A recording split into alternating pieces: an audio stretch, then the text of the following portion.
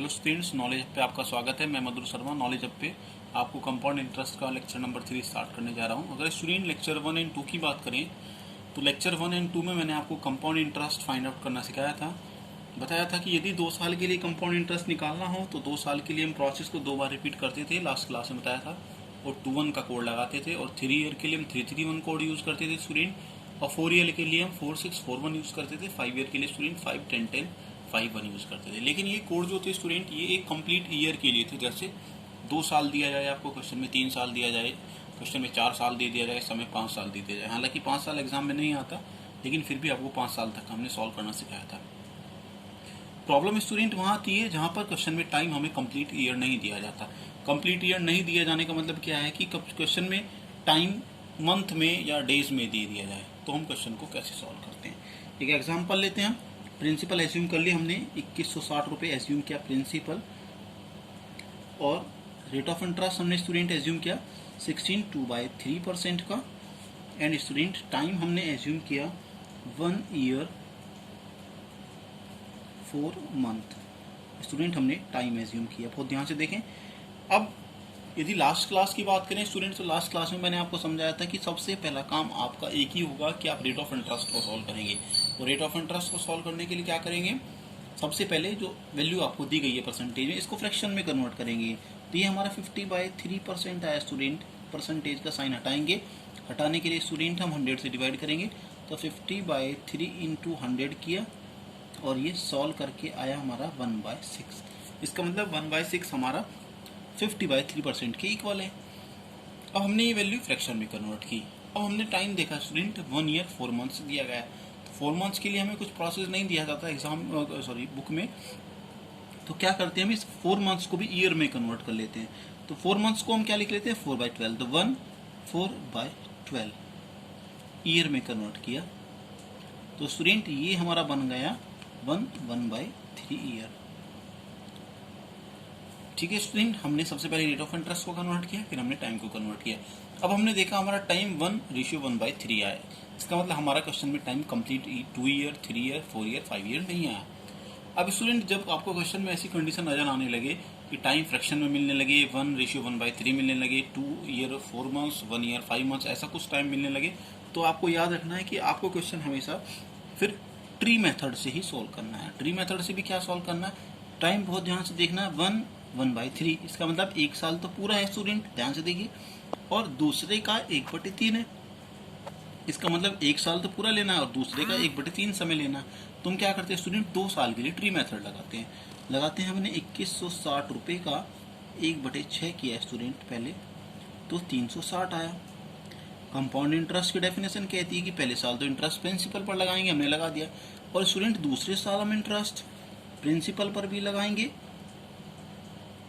और first year के student interest पर भी लगाएंगे। फर्स्ट ईयर का इंटरेस्ट हमारा रेक्टेंगल में बनता है, तो ये आया 60 स्टूडेंट, ये हमारा सर्किल में।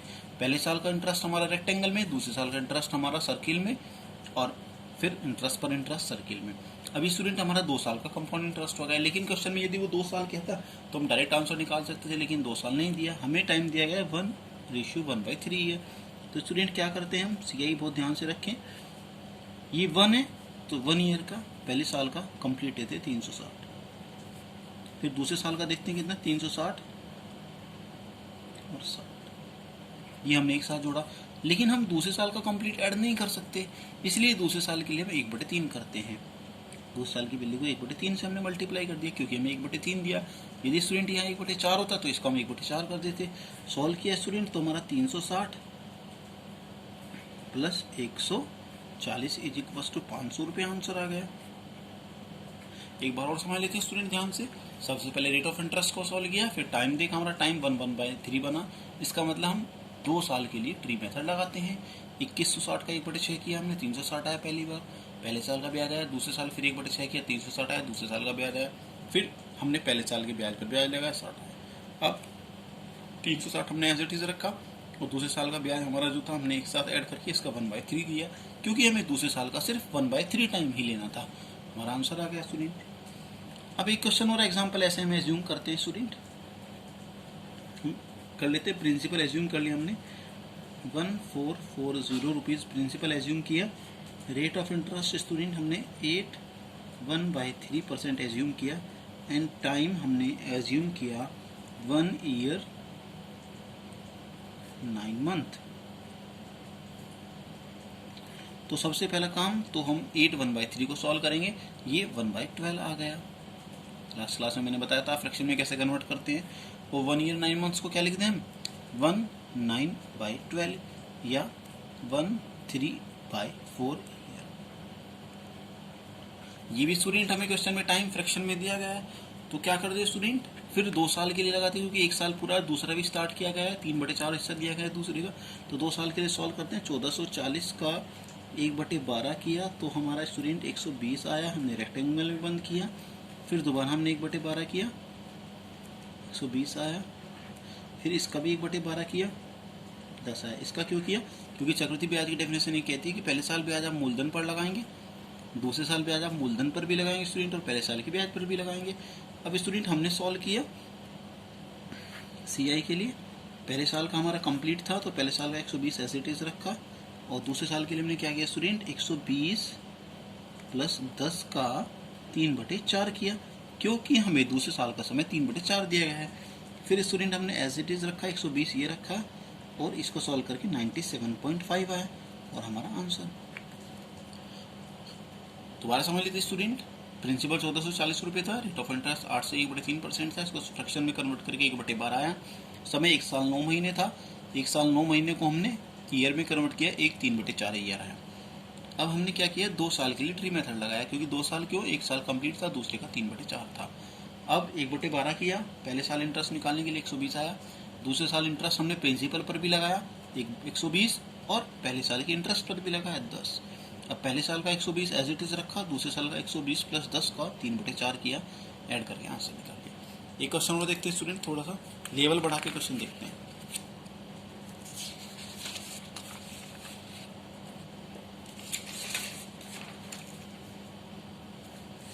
नेक्स्ट क्वेश्चन लेते हैं। प्रिंसिपल हमें 15,625 रुपये ले लिया हमने, और रेट ऑफ इंटरेस्ट हमने 20% ले लिया, एंड टाइम TYM टाइम बोल लेते हैं हम, टाइम हमने 2 ईयर 73 डेज ले लिया स्टूडेंट। अब ध्यान से देखना, हमारा टाइम डेज में दे दिया गया, तो हम इसको भी क्या करते हैं, ईयर में कन्वर्ट करते हैं। 73 को 365 से डिवाइड कर लेते हैं, तो ये बन गया 2/1/5 ईयर। अब स्टूडेंट हमें टाइम दे दिया गया 2 साल कंप्लीट और तीसरे का 1/5। तो सबसे पहला काम मैंने बताया था, हम फ्रैक्शन में कन्वर्ट करेंगे, रेट ऑफ इंटरेस्ट को 1/5 आया। अब देखते हैं क्वेश्चन में 2 साल ये है और तीसरे का 1/5 है, तो क्वेश्चन स्टूडेंट हम 3 साल के लिए सॉल्व करेंगे। तो 15,625 रुपये का 3 साल के लिए ब्याज निकालते हैं ट्री मेथड से, 1/5 किया पहली बार तो 3125 रुपये आया, रेक्टेंगल में बंद किया। दूसरी बार फिर हमने प्रिंसिपल पर निकाला, ये सर्किल में बंद हो गया, फिर इसका 1/5 किया, ये 625 आ गया स्टूडेंट। 2 साल का भी आ जाएगा, लेकिन हमें क्वेश्चन 3 साल तक ले जाना है, क्योंकि 2 साल तो पूरा है और तीसरा भी स्टार्ट करा गया है। तो हम क्या करते हैं स्टूडेंट, तीसरे साल के लिए इंटरेस्ट की डेफिनेशन ये कहती है कि तीसरे साल इंटरेस्ट आप प्रिंसिपल पर निकालिए, ट्रेंगल में जो वैल्यू है 3125 से स्टूडेंट ये हमारा प्रिंसिपल पर है, साथ के साथ हमारा इंटरेस्ट जो पहले इंटरेस्ट है उन पर भी है 625, इस पर भी निकालिए स्टूडेंट एक बार।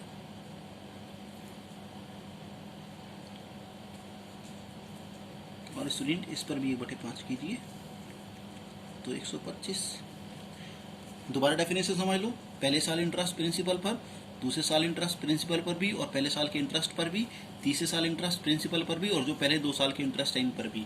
और लास्ट में क्या करते हैं स्टूडेंट, इन सभी को ऐड कर देते हैं। ऐड करने का भी क्या तरीका है, 2 साल हमारा कंप्लीट है, तो 2 साल तक की वैल्यू है 3125 रेक्टेंगल वाली, 3125 सर्किल वाली, और फिर 625 सर्किल वाली, ये तो हमने एज इट इज रखा।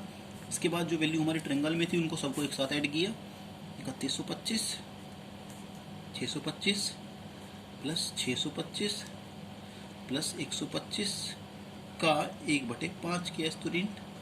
सॉल्व किया हमने, ये तो ऐड करके 6875 आया, प्लस 900 आंसर। तो याद रखना है स्टूडेंट, 2 साल तक का हमने सी I as it is add किया और तीसरे साल का जो भी ट्रायंगल में वैल्यू था उनका 1/5 किया, क्योंकि तीसरे साल का सिर्फ 1/5 दिया और ऐड करके आंसर लिख दिया। ठीक है स्टूडेंट्स, इससे आगे आपको नेक्स्ट क्लास में पढ़ाया जाएगा। Thank you.